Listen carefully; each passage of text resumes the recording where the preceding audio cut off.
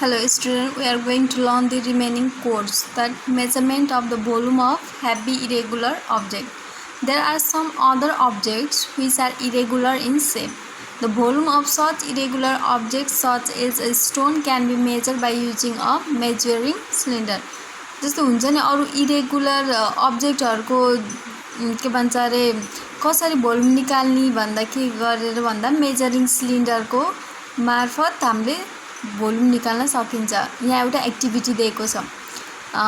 To measure the volume of a stone materials required stone measuring cylinder water and string के चाहिँदो रहेछ भन्दा एउटा ढुङ्गा अनि एउटा मेजरिङ सिलिन्डर अर्को चाहिँ वाटर र एउटा स्ट्रिङ मिन्स धागो चाहिँदो रहेछ। Procedure take a measuring cylinder and fill it with water in such amount that the stone can sink in it. के गर्ने भन्दा एउटा मेजरिङ सिलिन्डर लिने र त्यसमा कति मात्रामा पानी राख्ने भन्दा जति हाम्रो ढुङ्गा हुन्छ नि त्यो ढुङ्गालाई डुब्ने खालको पानी राख्ने हैन। अनि read the level of the water on the scale of measuring cylinder while taking the reading of the water level keep the eye straight to the lower meniscus of the water level as shown in the figure A and mark the initial water level. अनि हामीले के गर्ने त्यो water राखेपछि त्यो वाटरको level हुन्छ नि त्यसलाई मेजर त्यहाँ हेर्ने मेजरिङ सिलिन्डरमा हेर्ने कति छ त त्यो वाटर लेभल त्यसलाई हेरेर केही लेख्ने हैन नोट गर्ने। अनि then take the stone and tie it with the string. र अब एउटा ढुङ्गा लिएर त्यो ढुङ्गालाई रस्सीले बेर्ने अनि dip it slowly into the cylinder till it is completely immerse in the water as shown in the figure B. र कम्प्लिट त्यो ढुङ्गालाई के गर्ने त्यो अघि मेजरिङ सिलिन्डरमा राखेको पानीमा बिस्तारै हालेर डुबाउने हैन। अनि the water level rises note the final water level accurately. र अब त्यो ढुङ्गा हालेपछि के हुन्छ भन्दा वाटरको लेभल बढ्दै आउँछ र अब त्यो माथि जुन छ नि वाटर लेभल कति छ त्यसलाई मेजर गर्ने। अघिकोलाई एम याक्स मानेको भए अथवा याक्स मान्ने र अहिलेको वाटर लेभललाई वाइ मान्ने। अनि observation initial water level in the cylinder equal to x हैन। ढुङ्गा राख्नभन्दा पहिलाको वाटर लेभललाई याक्स मानिएको थियो। Final water level in the cylinder equal to y र त्यो ढुङ्गा राखिसकेपछिको वाटर लेभललाई के मान्ने भन्दा वाइ मान्ने। The volume of the stone is v हैन। Then v equal to y minus x. र भी के गर्ने भन्दा भोल्युम निकाल्नको लागि पहिलाको हैन अहिलेको वाटर लेभल माइनस पहिलाको वाटर लेभल गरेपछि भोल्युम आउँछ। अनि द कन्क्लुजनमा के भने भन्दा the difference between the reading of the water level gives the volume of the stone. Can we apply this method to find the volume of common salt or sugar? You cannot. This is because common salt and sugar both dissolve in water. तर हामीले यो मेथडबाट sugar र साल्टको volume निकाल्न सकिन्न किनभने चिनी अनि के भन्छ रे नुन चाहिँ पानीमा इजिली घुल्न सक्छ। In such circumstance, we should replace the water by another liquid such as kerosene or spirit in which such substance do not dissolve. र यस्तो अवस्थामा के गर्नुपर्छ भन्दा हामीले जुन लिक्विड लिन्छ नि त्यसलाई एक्सचेन्ज गर्नुपर्छ कि त हामीले केरोसिन अथवा स्पिरिट जहाँ त्यो घुल्दैन नि त्यस्तो लिक्विड लिनुपर्छ। Now measurement of the volume of light irregular solid objects. The volume of the irregular solid objects that float on water is measured by using another solid such as stone that sinks into water. अब जुन हल्का हुन्छ नि त्यस्तो irregular सब अब्जेक्टको volume निकाल्ने activity दिएको छ। के दिएको भने to measure the volume of wooden क्रकको भोल्युम कसरी निकाल्ने त। अब मेटेरियल्स रिक्वायर्डमा के छ भन्दा a wooden crock a measuring cylinder or stone some water. Procedure take a measuring cylinder and fill it partially with water. अघि नैको मा जस्तै एउटा के भन्छ अरे मेजरिङ सिलिन्डर लिने र त्यसमा वाटर फिल गर्ने। The stone tie to the string and lower it gently into the cylinder till it is completely immersed in the water. Note the water level accurately as shown in the figure.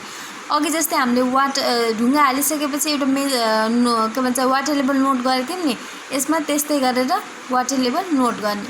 Now tie the stone and the कक together tie to the string and lower gently again into the cylinder so that they sink completely. Note the water level accurately as shown in the figure. अब के गर्ने त्यो ढुङ्गाको माथिपट्टि त्यो फिगरमा देखाए जस्तै त्यो वुडन क्रकलाई पनि टाई गरेर त्यसलाई नि बिस्तारै डुबाउने। अब के हुन्छ, वाटर लेभल बढ्छ हैन। अघि नैकोमा जस्तै अब अहिलेको बढेको वाटर लेभलबाट पहिलाको वाटर लेभललाई घटाएपछि यसको भोल्युम आउँछ। त्यही भयो है, अब्जर्भेसन र कन्क्लुजनमा भन्न खोजेको त्यति हो। Now measurement of the volume of gas.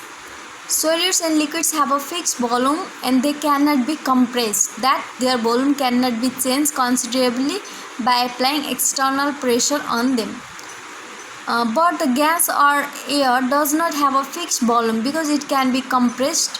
For example, while pumping a football, the air is compressed inside it. More is the compression of air, harder will be the ball. Therefore, the volume of air depends upon the pressure which is exerted on it.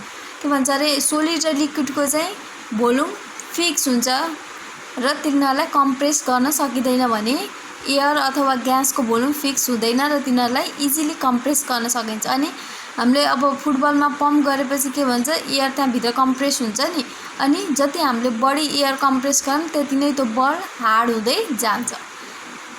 त्यही भएर volume of air केमा depend हुन्छ भन्दा प्रेसरमा which is exerted on इटमा depend हुन्छ। यहाँ activity के देखाउँदा to measure the volume of the gas in a balloon. अब त्यो ब्यालुनमा भएको ग्यासको भोल्युम कति हो भनेर निकाल्नलाई यहाँ कसरी निकाल्ने भन्दा a water trough, a beehive shelf, अनि a measuring cylinder and inflated balloon water, यिनीहरू चाहिँ चाहिँदो रहेछ होइन। Procedure take the trough and fill it partially with the water. यी थ्रु लिने अनि त्यसलाई वाटरले भर्ने, अनि place the beehive shelf in it which sinks completely. र त्यो बी हिप सेल्फ त्यो फिगरमा देखाएको छ नि नामसहित, त्यसलाई घोप्टे पारेर त्यो के भन्छ अरे राख्ने। अनि invert the cylinder over the beehive self in the truss so that the mouth of the cylinder is completely inside the water.